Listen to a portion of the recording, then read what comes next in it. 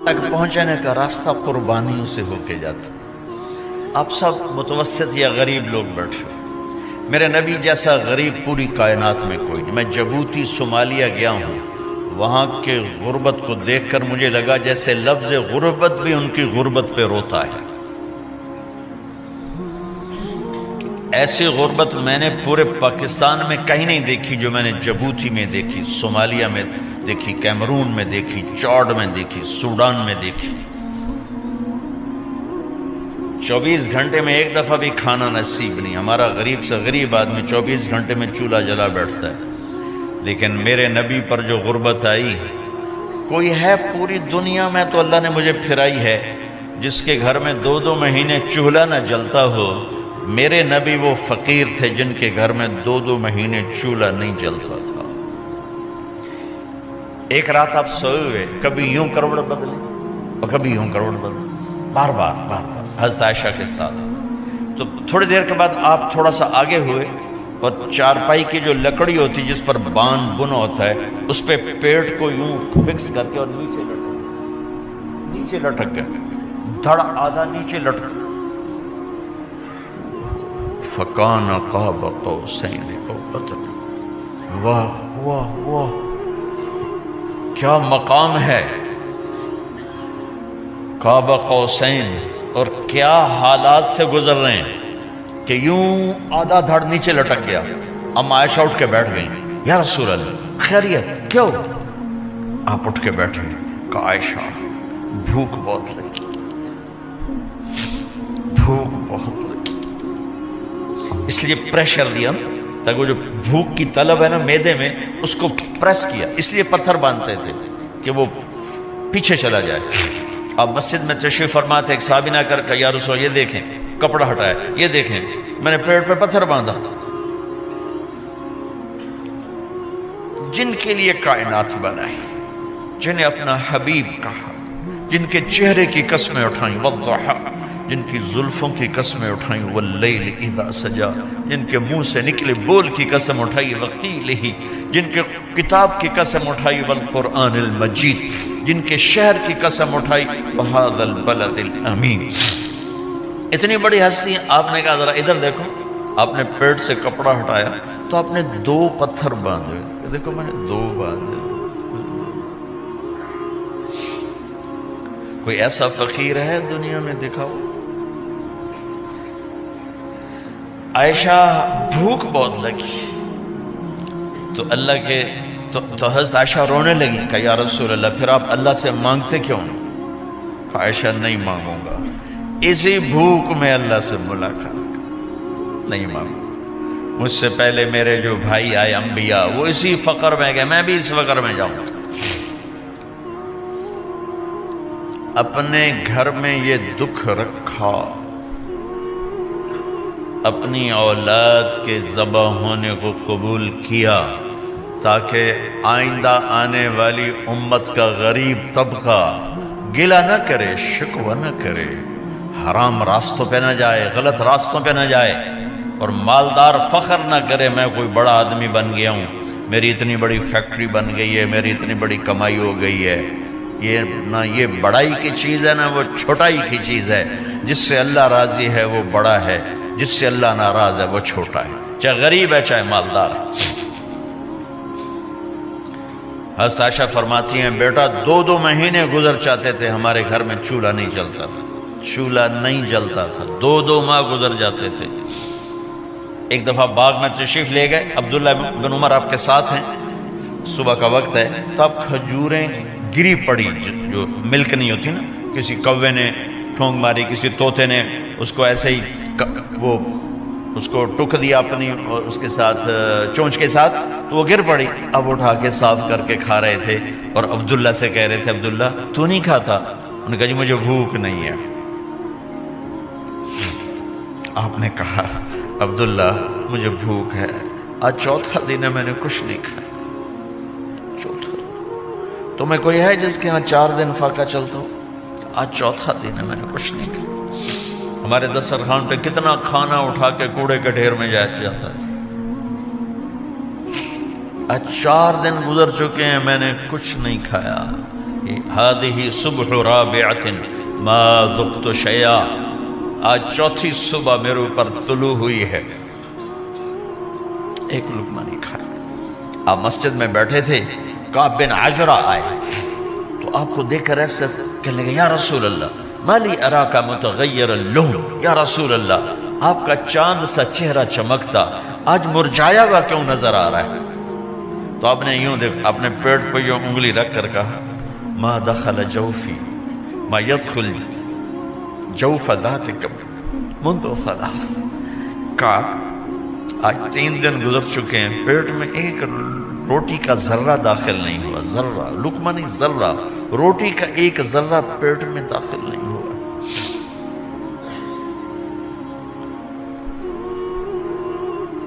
اور اتنی بڑی رسالت، اتنی بڑی نبوت،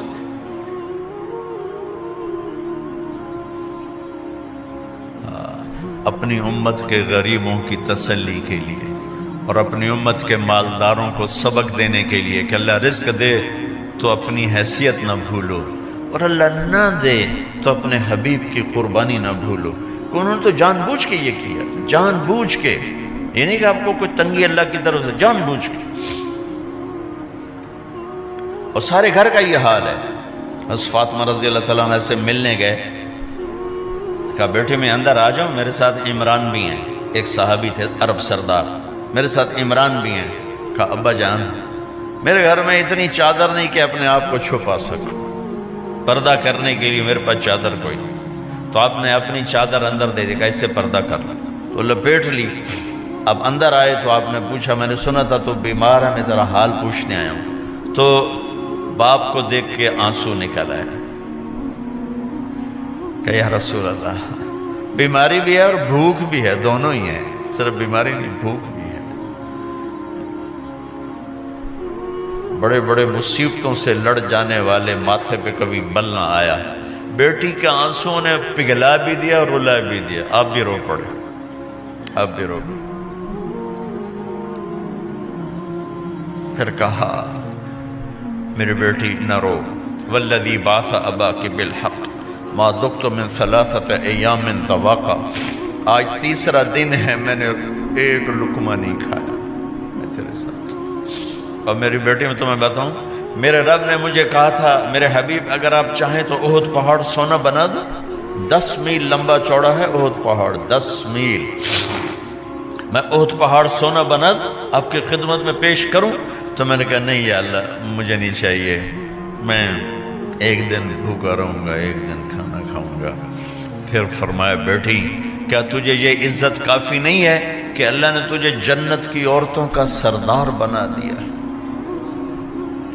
یہ سرداری سونے چاندی میں تل کے نہیں ملی، اوئے ہوئے ہوئے، قربان جاؤں۔ بھائیو اب سب ماشاءاللہ نوجوان نظر آ رہے ہو، تھوڑا وقت نکال کے اگر آپ پڑھے ہوئے ہو اپنے نبی کی زندگی پڑھا کرو، اپنے نبی کی زندگی پڑھا کرو، بڑا ایمان بھی بنے گا، حوصلہ بھی ملے۔ آپ حسن حسین کو کہتے تھے میری آنکھوں کی ٹھنڈک، میرے جگر کے ٹکڑے، میرے سینے کی ٹھنڈک، میرے لاڈلے، جنت کے چاند، جنت کے سردار، میرے 2 پھول، یہ سارے الفاظ حسن حسین کے لیے ہیں۔ اور ان کے بھوک کی وجہ سے رونے کی آواز سنتے تھے اور تڑپتے تھے، لیکن روٹی نہیں مانگی ان کے لیے، روٹی نہیں مانگی، کہ اپنی امت کے غریبوں کو تسلی دینی تھی کہ اگر میں فقیر بن کے جا رہا ہوں تو تمہارے اوپر بھی امتحان ہے، چند دن برداشت کرو۔ آپ نے فرمایا سب سے پہلے میں جنت میں داخل ہوں گا، سارے نبیوں پر جنت حرام ہے جب تک میں نہ چلا جاؤں، اور ساری امتوں پر جنت حرام ہے جب تک میری امت نہ چلی جائے، سب سے پہلے میں جنت میں داخل ہوں گا۔ وما یا فقراء المؤمنین، اور میرے ساتھ میری امت کے غریب لوگوں کی، میرے ساتھ میری امت کے غریب لوگ میرے ساتھ پہلے داخل ہوں گے۔ حضرت فاطمہ کے گھر میں فاقہ حد سے بڑھ گیا تو حضرت علی نے فرمایا کہ جاؤ اللہ کے نبی سے کچھ تو مانگ کے آؤ، کچھ تو پیٹ میں جائے۔ زندگی میں کبھی ایسا موقع نہیں آیا یہ ایک دفعہ اتنا فاقہ آیا کہ حضرت علی جیسی ہستی نے بھی کہا جاؤ، تو آپ تشریف لائیں اور دروازے پہ دستک دی تو اتنا پیار تھا. جب حضرت فاطمہ گھر میں داخل ہوتی، اللہ نے ہمیں اولاد کے ساتھ کیا سلوک کرنا ہے اللہ نے ہمیں اپنے نبی سے یہ بھی سکھایا. حضرت فاطمہ جب بھی گھر میں آتی، اور ساتھ ہی تو گھر تھا، دیوار سے دیوار ملی تھی، روز کا آنا جانا تھا، تو میرے نبی بیٹھے نہیں رہتے تھے، آؤ فاطمہ کیا حال ہے، کھڑے ہو جاتے اور تیزی سے آگے بڑھتے. دروازے پر ہی حضرت فاطمہ کا ہاتھ پکڑ لیتے، ہاتھ کا بوسہ لیتے، بوسہ لے کر ہاتھ پکڑے پکڑے بیٹی کو چارپائی پہ پہلے بٹھاتے، اس کے بعد خود بیٹھتے تھے. اکرموا اولادکم، میرے نبی نے کہا اولاد کو عزت دو، پھر وہ تمہیں عزت دیں گے. ہمارے ماحول میں اکثر ماں باپ نے اولاد پہ ڈنڈا ہی اٹھایا ہوتا ہے، پھر ان میں بغاوت پیدا ہو جاتی، پھر کہتے ہیں اولاد نافرمان ہے. آپ نے دستک دی تو کہنے لگے یہ تو فاطمہ کی دستک ہے، خیر تو ہے، پہلے تو کبھی اس وقت میں آئی نہیں. تو آپ نے ام ایمن سے کہا دروازہ کھولو. ام ایمن نے دروازہ کھولا تو آپ نے استقبال کیا، بٹھایا، پوچھا بیٹی کیا ہوا، اس وقت میں کیسے آئیں؟ کہ یا رسول اللہ بہت فقر ہے، بہت بھوک ہے، آپ کے پاس سنا کچھ مال آیا ہے، کچھ ہمیں بھی دے دیا جائے. اتنی صابر بیٹی زندگی میں ایک دفعہ بھوک کی شکایت لے کر آئیں، اور آگے باپ نے پھر پیپر لے لیا، پھر امتحان میں ڈال دیا. آپ نے کہا بیٹی میرے پاس 5 بکریاں کھڑی ہیں، دے دوں یا 5 دعائیں سکھا دوں؟ یہ بھی کوئی کتنا سخت موقع تھا، کتنا سخت موقع ہے کہ صبر کا پہاڑ بیٹی اتنی مجبور ہو کر آتی ہیں کہ یا رسول اللہ برا حال. تو میرے نبی کہتے بیٹی یہ بکریاں بھی لے جا، دعائیں بھی لے جا، دونوں جمع کر دیتے، یا دعائیں بعد میں سکھا دیتے، بکریاں دیتے، ایک تو دے دیتے. پر امت کے غریبوں کو تسلی دینی تھی، چونکہ امت میں اکثر طبقہ غریب ہوگا. تو آپ نے کہا بیٹی 5 بکریاں دو یا 5 دعائیں دو. تو وہ سمجھ گئیں اپنے باپ کے مزاج کو کہ ابا جان امتحان لے رہے ہیں. تو کہا ابا جان بکریاں چھوڑ دیں، مجھے دعائیں سکھا دو، مجھے بکریاں نہیں چاہیے. بھوکے کی رات بھی گزر جاتی ہے اور بھوکے کا دن بھی ڈوب جاتا ہے. تو آپ کا چہرہ ایسے کھل گیا کہ میری بیٹی پاس ہو گئی. کہا بیٹی آپ تم دعا میں یہ کہا کرو یا اول الاولین یا آخر الاخرین یا ذا القوة المتین یا راحم المساکین یا ارحم الراحمین. یہ تیرے لیے 5 بکریوں سے اعلیٰ چیز. اب گھر واپس گئیں خالی ہاتھ. حضرت علی نے فرمایا تو کچھ بھی نہیں لائی؟ کہا نہیں لائی ہوں، بہت کچھ لائی ہوں. کہا کیا؟ کہا میں دنیا لینے گئی تھی، آخرت لے کے آ گئی. ذہبت للدنیا وجئت بالآخرہ. تو حضرت علی نے فرمایا تیرا آج کا دن سب سے اعلیٰ دن، خیر ایام کی حال.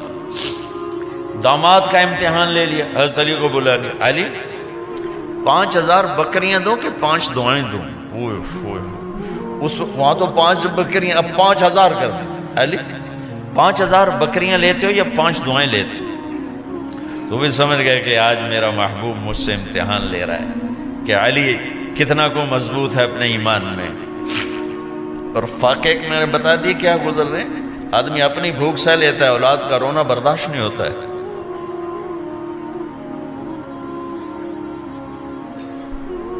علی 5 دعائیں دوں کہ 5000 بکریاں؟ حضرت علی نے عرض کی یا رسول اللہ دعائیں سکھا دیں، بکریاں نہیں چاہیے. میرا نبی کا چہرہ کھل گیا کہ میرا داماد بھی پاس ہو گیا. علی تو یہ دعا مانگا کر روزانہ، اللہم اغفر لی ذنبی ووسع لی خلقی وبارک لی فی رزقی وقنعنی بما رزقتنی ولا تذهب قلبی الی شیء صرفتہ عنی. یہ 5 دعائیں تو مانگا کر، 5000 بکریوں سے زیادہ ہے. اللہم اغفر لی ذنبی، اللہ میرا گناہ معاف کر. وسع لی خلقی، میرے اخلاق عالی شان کر. بارک لی فی رزقی، میرے رزق میں برکت دے. قنعنی بما رزقتنی، مجھے لالچ سے نکال دے، مجھے لالچی نہ بنا، مجھے حریص نہ بنا. ولا تذهب قلبی الی شیء صرفتہ عنی، جو تو نے مجھے دیا نہیں اس کی میرے اندر سے طلب بھی ختم کر دے، مجھے اس کا طلبگار بھی نہ بنا کہ یہ 5000 بکریوں سے زیادہ ہے۔ میں نے تھوڑا سا اپنے نبی کے گھر کا نقشہ آپ کو بتایا ہے کہ یہ چند دن صبر کی دنیا ہے، اللہ راضی ہو گیا تو موت سب سے خوبصورت پیغام۔